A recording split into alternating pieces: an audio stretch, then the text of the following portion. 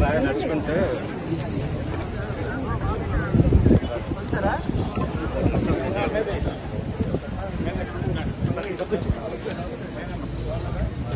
Project చేయమన్నా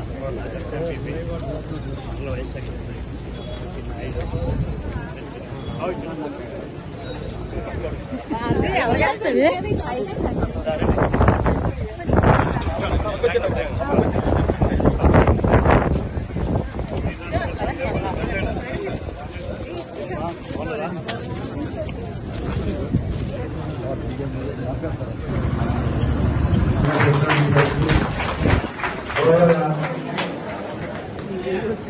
గృహ నిర్మాణ సంస్థల అధ్యక్షులు రాజే బాబు గారికి, అదేవిధంగా టీసీసీ చైర్పర్సన్ గౌరవనీయ శ్రీ మోహన్ దాసరావు గారికి,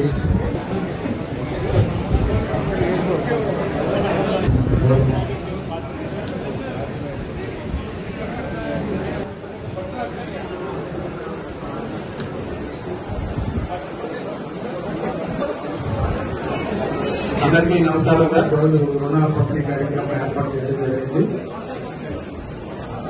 మాకు పాత పాడేరు రెవెన్యూ డివిజన్లో ఉంది సార్. 31 బ్రాంచెస్లో 98 సహకార సంఘాలతో ఈ బ్యాంక్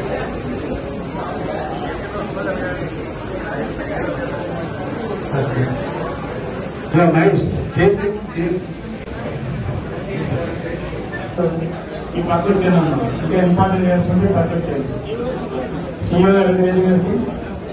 ఈ రుణాల పంపిణీలో వ్యవసాయ రుణాలు 87 మందికి 75,12,000 ఇస్తున్నామండి. అలాగే ఎస్టీ ఎదుర్కొంటారు మా చైర్మన్ గారు చెప్పినట్టుగా 5 లక్షల చొప్పున 27 మందికి కోటి 11,60,000 ఇస్తున్నాం సార్.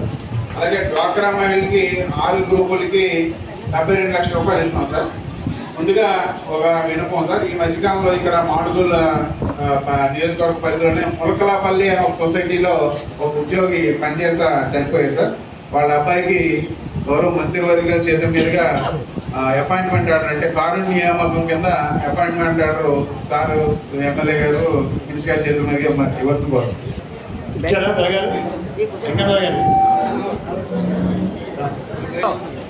అయ్యా కొంచెం సైడ్ ఇవ్వండి,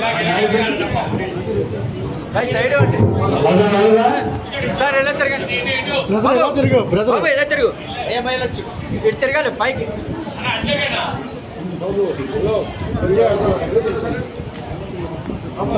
సార్. ఒకసారి పైకి. Thank you sir. ఎవరున్నా కూడా రైతులే వెన్నుముక ఈ దేశానికి కానివ్వండి, ఈ రాష్ట్రానికి కానివ్వండి, మనకు తెలిసిందే. మరి దాంట్లో పాల్గొంచుకుంటాం, మాకు చాలా ఆనందంగా ఉందని చెప్పేసి మనం చేస్తాం. దాదాపు 14,000 కోట్ల రుణాలు ఇచ్చి మరి ప్రజల సిన్సియారిటీని కూడా, చిత్తశుద్ధిని కూడా మనం ప్రత్యేకంగా అభినందించాలి. మన బ్యాంకు తరఫునే అభినందిస్తాం, కానీ ఆ బ్యాంకు ఆ విధంగా పనిచేయాలంటే దాంట్లో ఖాతాదారులు అందరూ కూడా చక్కగా దాన్ని సహకరించాలి. దాన్ని అడిగాను నేను చైర్మన్ గారిని, రుణాలు రికవరీ ఎట్లా ఉంటుందంటే 97% రికవరీ ఉందని చెప్పారు. బ్రహ్మాండం అభినందించాలి ఖాతాదారులందరూ కూడా అని చెప్పేసి, అదేవిధంగా సిబ్బంది కూడా, ఎందుకంటే రికవరీలో యాక్టివ్ ఉన్నందుకు వారిని కూడా అభినందించాల్సిన అవసరం ఉందని చెప్పేసి మనం చేస్తామని. మన వ్యవసాయానికి ఈ ప్రభుత్వం ఎంతో ప్రాధాన్యత ఇస్తున్న విషయం ఈ సంవత్సర కాలంలో మీకు అర్థమైంటుంది. మీ అందరి ఆశీర్వాదంతో చరిత్రలో ఎప్పుడు ఏ పార్టీ చూడని ఘన విజయాన్ని మీరందరూ కూడా మాకు అప్పచెప్పారని చెప్పేసి, మాకు కల్పించారని చెప్పేసి అందరికీ సవినయంగా మనం చేస్తాను. పెద్దలు, సీనియర్ నాయకులు, మాజీ మంత్రివర్యులు, చూడండి సార్ ఒకసారి పైకి.